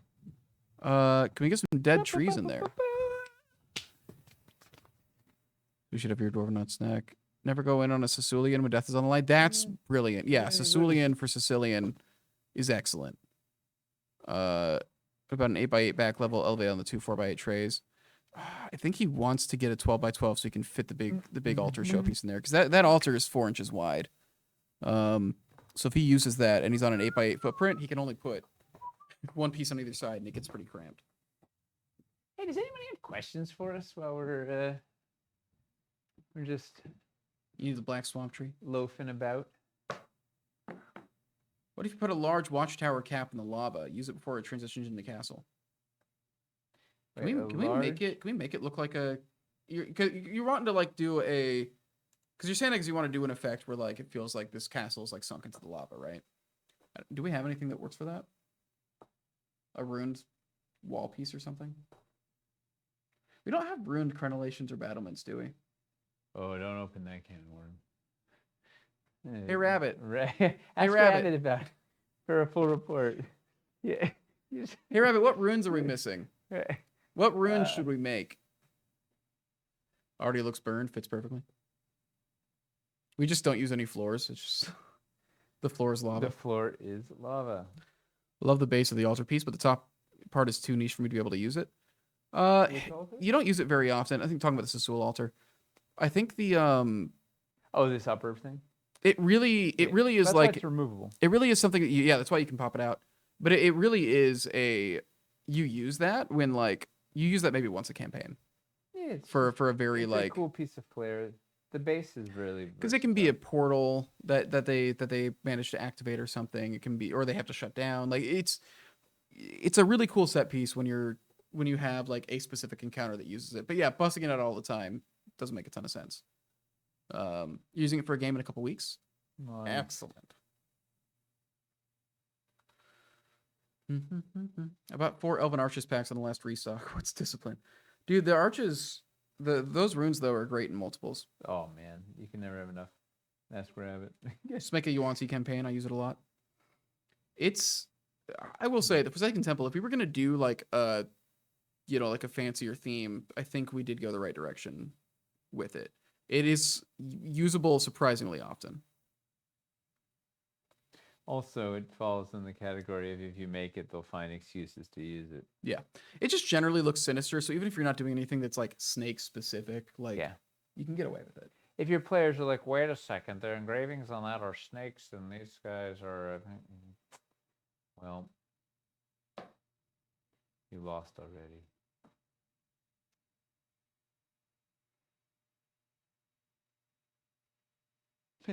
Speaking of losing already, in the home game, finally running our first dragon fight of the campaign. Really? 15th level. It's been going for...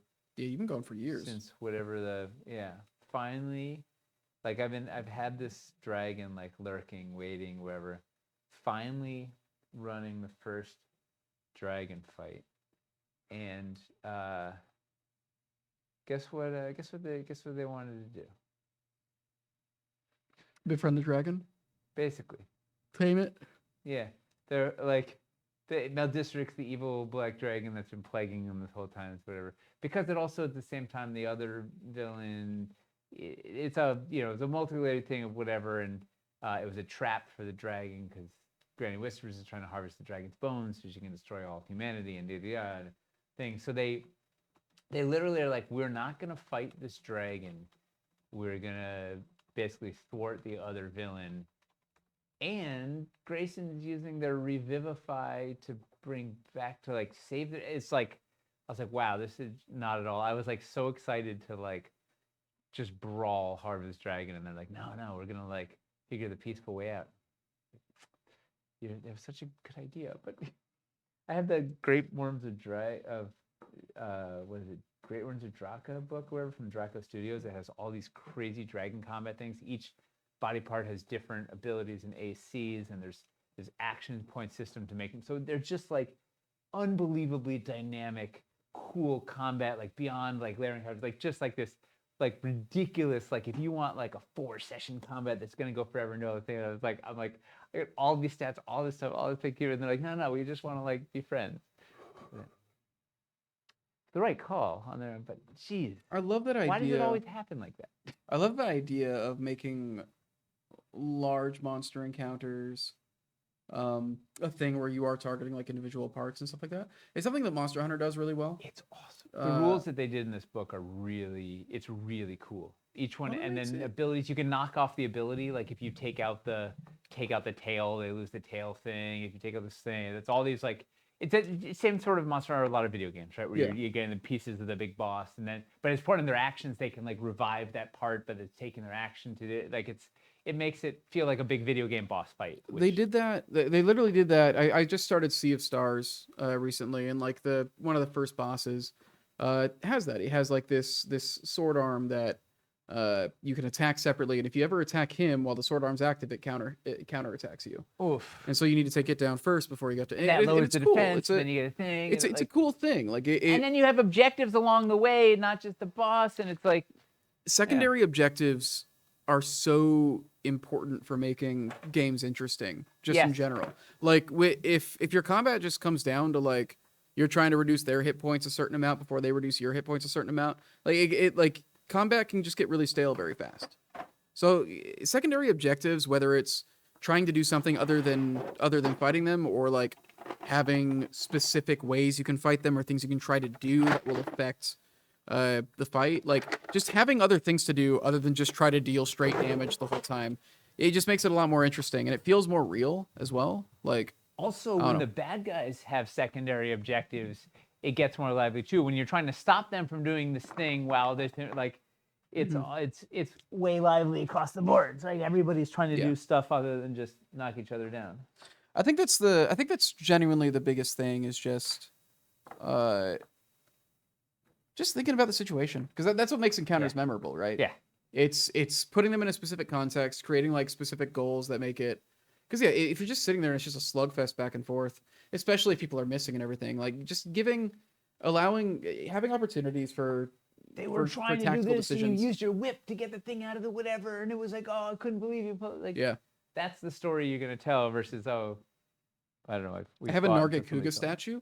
Man, that would be A what rough. statue? Nargacuga. It's a monster. Is it the statue that was like a limited edition thing for Monster Hunter World? Because I didn't get it because it was a lot of money, but it was a pretty statue. Was it the one that was the limited edition, like collector's pre-order thing for World? Is Monster Hunter World the board game that's the No, it was the PC game that like I think it's my favorite one they've done today. Okay. So there's multiple Monster Hunters? There's a ton. It's Monster been going back a long time. It's been going back for a while. I think it's been since PlayStation 2. PlayStation. Yeah. I did not know this. Yeah, the Nargacuga one. It's such a good statue. I got the board game and got all the minis and everything, and I went all in on the expansion for Iceborne and all that. And there's some cool minis. Yes, they're really cool. And that's the thing is I was like, I don't want to pay $300 for this one monster, but I'll get this board game for $400 and to get all of the minis of every monster, and then I'll paint those up someday, and they'll be nice enough for me to want to display it. But you know what? You will. You've been painting up a bunch of minis. Like you're. Yeah, I need to pivot to painting a bunch of sci-fi stuff now, so that we've got stuff to use for that. But you'll get there. Like I believe in you. I don't even want to play the board game. That's hilarious. I have zero interest in the board game, honestly. I just wanted the monster minis. They're not even minis. They're way too big to be minis, but like, I don't know. Miles was starting to try and explain to me the rules of Monster Hunter from watching a video, and it was like the most convoluted the board game. He was saying the rules don't sound like they make sense for the board game, which is there's like your weapon, your damage is cards that you draw that are separate from your weapon attack cards, which are separate from. It was just like this. This cascading series of. I don't know that you can capture what makes Monster Hunter so great in a board game. To be fair, I feel like it was a really tall order to try and make a board game out of something like Monster Hunter, and to make it feel anything like Monster Hunter. Like it seems logical. Like it, on paper. There's a lot of top-down stuff. The way that the map works and stuff like that, like it can make sense. Paintballing, but the combat itself, I don't know how. You would want it to be a strategy game more than a random dice rolling or card drawing game, which maybe is where they. That's where things. Honestly, a TTRPG for Monster Hunter would go really hard. That'd be cool. You could make a very different types of things, and you can follow different. You could make a phenomenally good RPG out of the Monster Hunter rule set, honestly.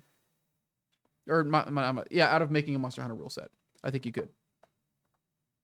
I'm sure there's a hack for it for 5e out there, but like you would want to not just use 5e as a base.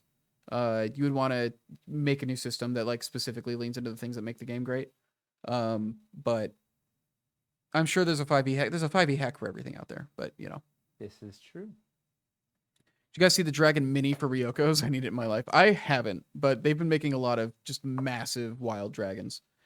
Nargacuga's like a bat dragon. Yeah, and he throws spikes at you. Whoa. I believe. Does he have spike stuff? I think he has spike stuff. The Nargacuga is a tough fight. He's like the final. He's like the final boss, quote unquote, of the Monster Hunter World story, basically. Wow. And he was like one of the new monsters that was created for that game because they reuse a lot of monsters through a lot of it. Makes sense. Well, so you want the familiarity, and right? Some of them, and they brought back like the Teostra, which hadn't been used in several games, I think, by the time that World came out. So that's Nergigante. That's Nergigante. That's right. Nargacuga. Right. Oh yeah, I have to show you these monster designs. It sounds. You showed me? Somebody showed me some screenshots at some point that were just killer. Ah. Right, the Nargacuga is a brute, which it's kind of like a Tigrex, something like that. These are all words. I'm sorry. I don't enjoy playing Monster Hunter, but I love watching it. I totally get that. It took me like 3 tries to get really into Monster Hunter. But then on the 3rd time, for whatever reason, it just clicked, and I'm hooked. Like, yeah, I love Monster Hunter a ton. Would that attitude be applicable with the board game you guys are working on? We should get it for all the cool pieces to display one day. I would say say no. The terrain that we're making for the board game, like our focus with it is on making it function to create like a board game that doesn't play like anything else.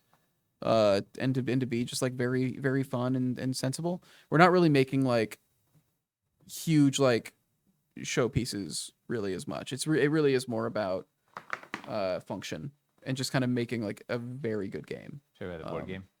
Yeah, they were asking if that's like going to be the style with ours, where you'd want to buy it to get the cool pieces to like display. And it's like not really. I mean, yes, some people might want to, but we're designing it to be a really strong game first and foremost, and then the fact that it has cool pieces is a good secondary. Yeah. Did the kids end up dressing as Eldraine characters? Yes, Lord Skitter and Ashiok. I don't remember, what was the Ashiok Wicked Manipulator? I think whatever the Eldraine Ashiok is. I was into Magic for like 2 months, and then so I know specifically the set of cards that I used when I was playing on Arena for that period of time. It's been, I love Magic, and I'm really losing the fire for it. They've been spamming so much stuff, I can't keep up with it, and I'm just the fire hose is it's coming too fast, and I'm just like out. I didn't get a single one of the Lord of the Rings Magic cards, and I like Lord of the Rings, I like Magic, and there's too many things coming in. I only got them because Gabe Hicks is an angel. Really? Yeah, he gave at Gen Con, he gave me That's awesome. The like starter pack, and they're so beautiful. Those cards are gorgeous. Like it's amazing. Yeah. No, they make, I mean, the art, the mechanics, the design is great. I still get some packs, but I can't, like, they're churning out sets too fast for me to keep up with. I'm just like annoyed by it. But we'll be playing Eldraine for a while. So they're about to do Marvel, right? They're getting so many weird licenses. I don't know. Yeah. Why? I like the new website layout. When did that get changed? Ours? We're kind of gradually changing things over time. Basically, we got a web developer a couple months back, and so he's been working with Letitia to kind of. There's a long-term plan to overhaul essentially the entire site. The theme change that changed the general look of it came 2 months ago, something like that. I think 2-ish months. But then we're just constantly like tweaking little things here and there and adding pages.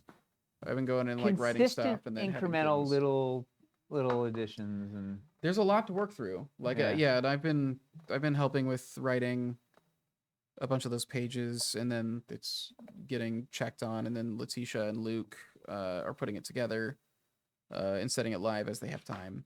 And set it live. There's a very long-term plan for making that site just a lot better, and it's just going to take time to get there.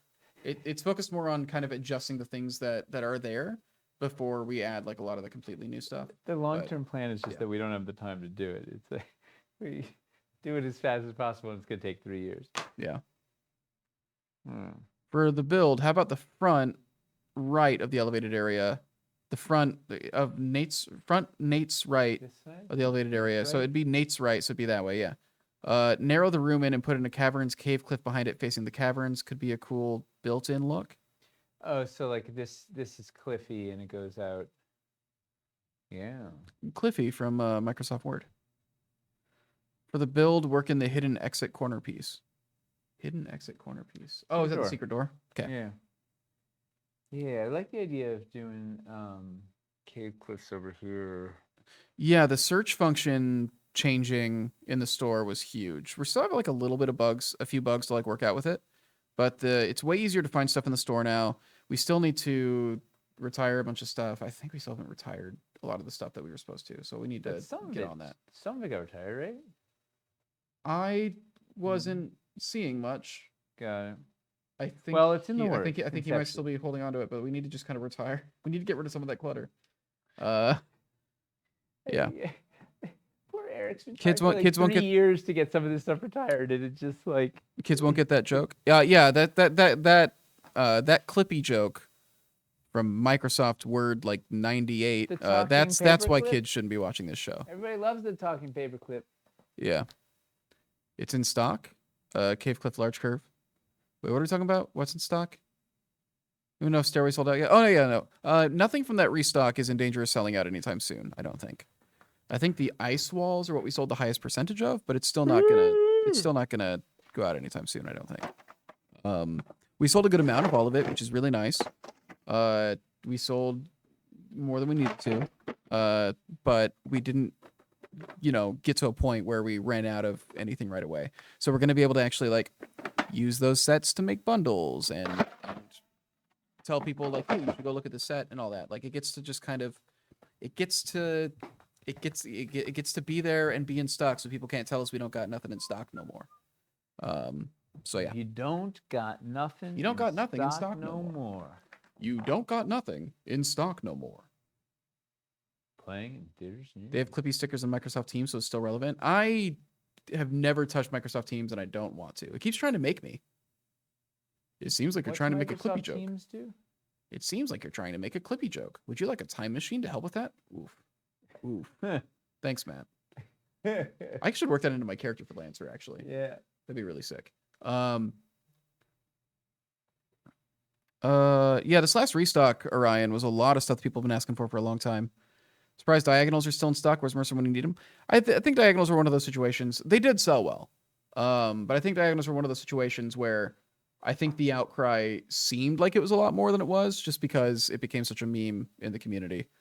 It did sell well, and it's good that it's there, and it's going to keep selling. But yeah, it wasn't like we need like 600 of these situation. Funny when people do things to be a meme and don't like. So weird. Yeah, can you imagine? I don't understand it. It's like playing a whole game of Rifts just to be a meme. I was talking with Matt about doing that.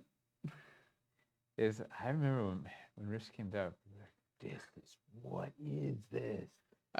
It was the craziest. How many sold? I don't know off the top of my head. We sold a good amount of pretty much everything. Yeah, Grinning Fool. A couple people have brought that up. I don't know why the search bar hasn't updated with the new stuff we put in stock. I don't know if it's a tagging situation or what, but we're gonna have them look into it. That's weird. It doesn't. Yeah, the website itself updated, but the search bar for whatever reason still shows all the stuff we restocked on Friday as out of stock, even though none of it's out of stock yet. Even that's so weird. Yeah, so I don't know if it's a caching thing. It might be a caching thing. We might need to just reset the cache every restock or something.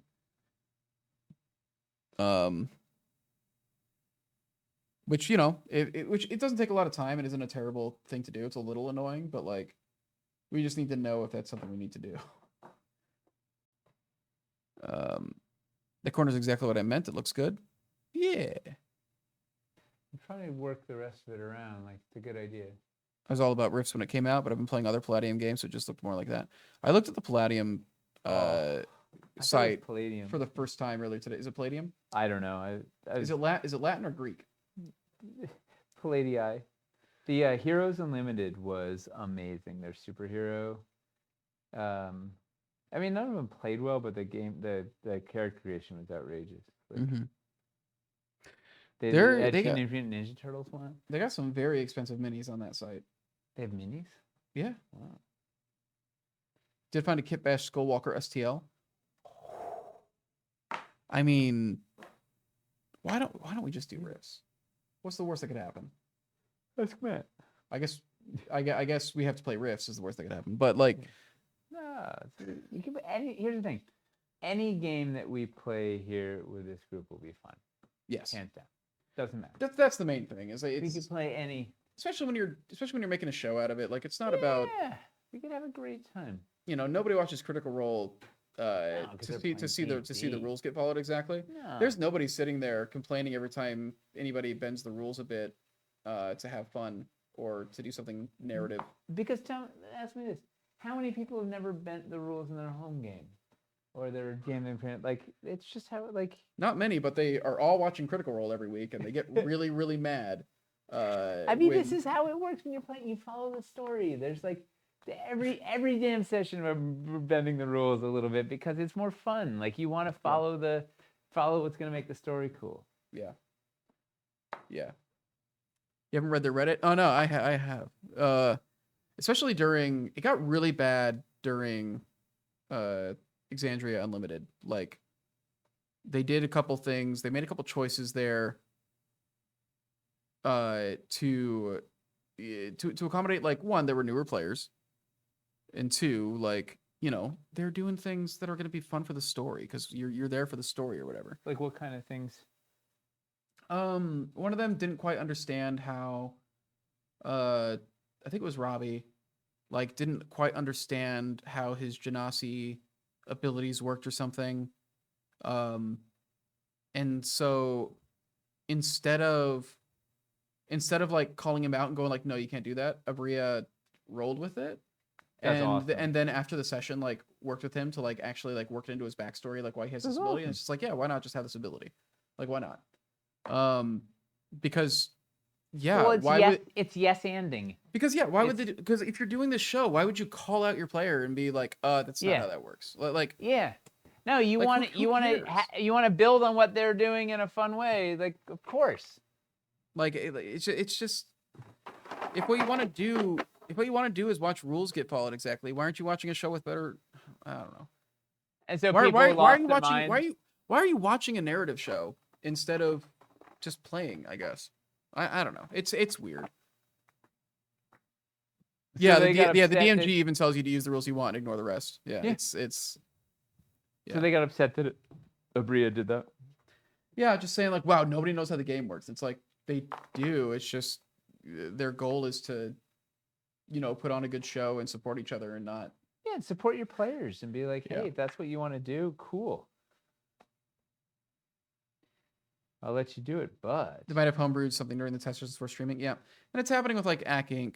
comments as well. Like during the season, like you get some comments in there where it's, like somebody's just like really mad and like personally insulting like players over stuff, and it's just like, why are you here?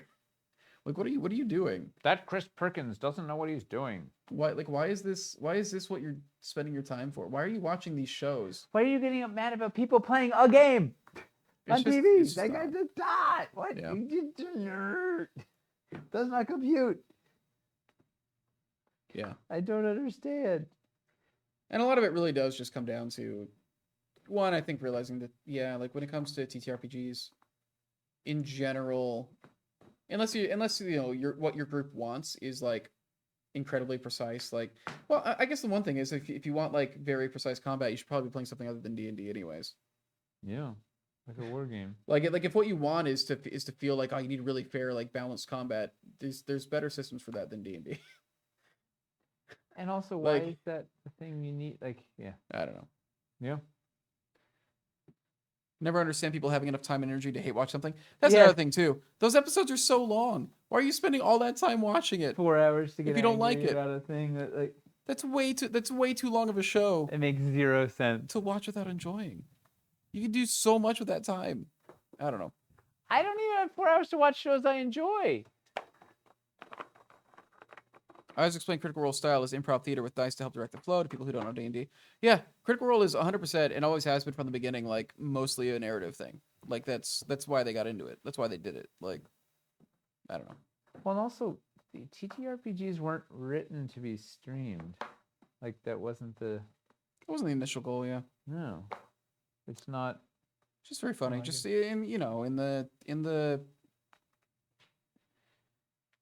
in the hierarchy of things to get upset about, live streamed D&D just doesn't feel like it would rank very high. Does it? No.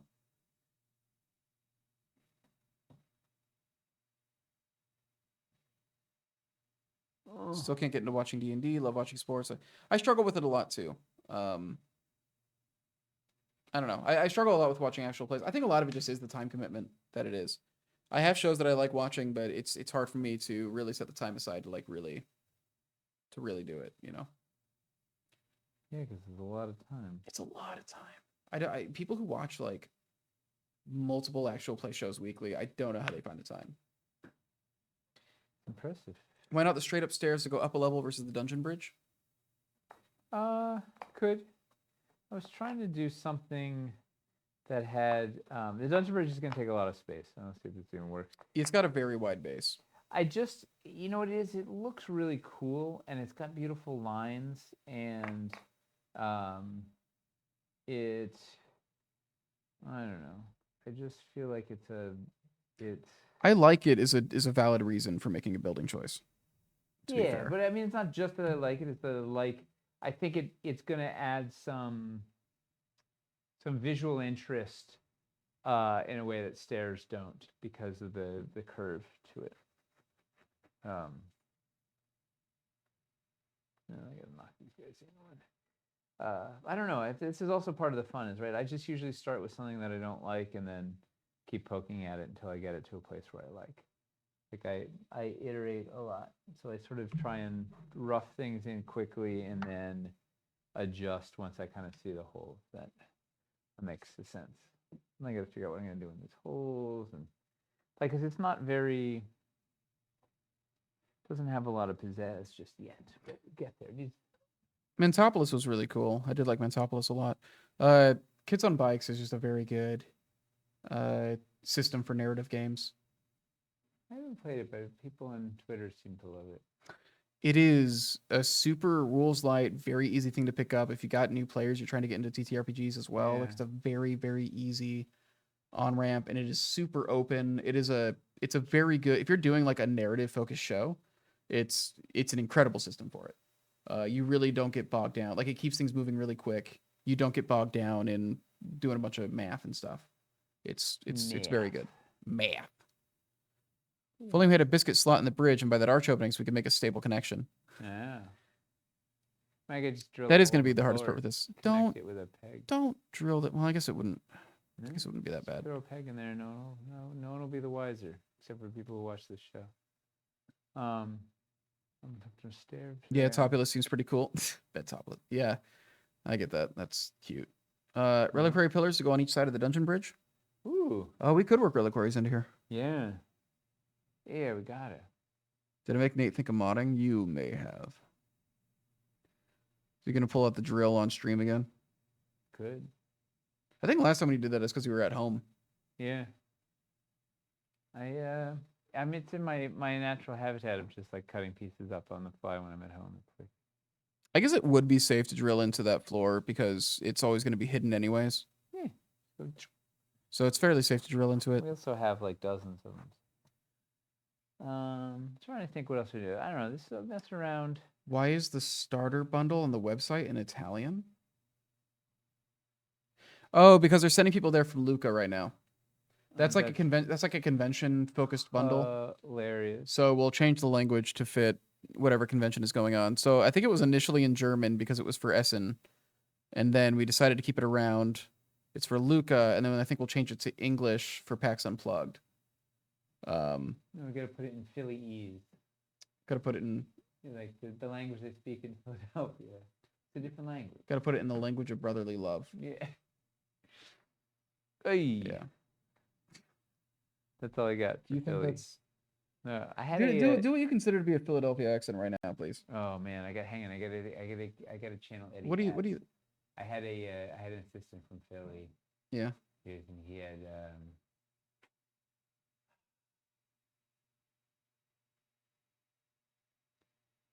the things he used to do when he was making fun of Philly was irregardless,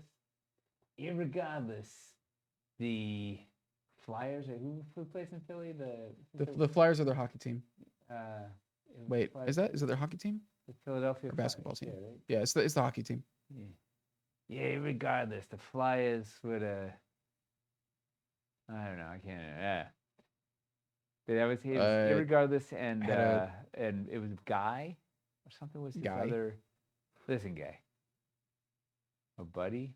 Guy, it was something. There was some. I feel like the same dude who would go like, "Hey, listen, guy," would also be the same guy who'd call you buddy. Yeah, if I'm being honest. Yeah, the same guy. It's the same guy. Yeah. I went to school with a girl who was from Philly. Thing I remember is with dog. It was a dog. Dog. Yeah. I say John a lot. Let me get that John. Bunch.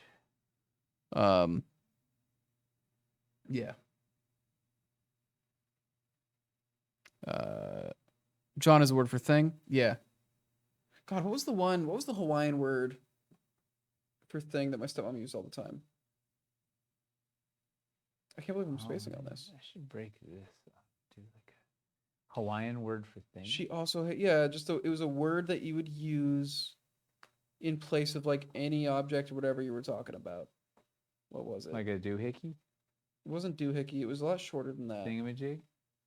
Manahoonies? And it sounded Hawaiian. Like it was...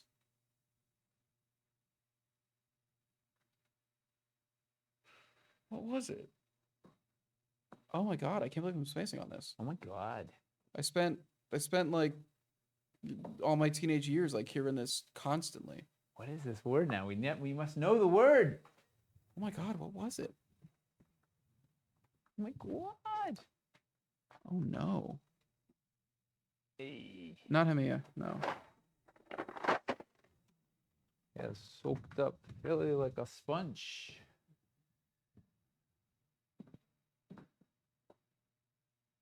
It was a 2-syllable word.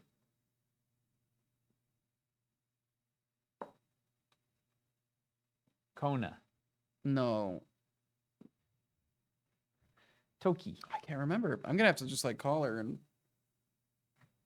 It wasn't widget. Decline. That's what it was. Decline? Decline. Yeah. Isn't that a surf brand? Maybe.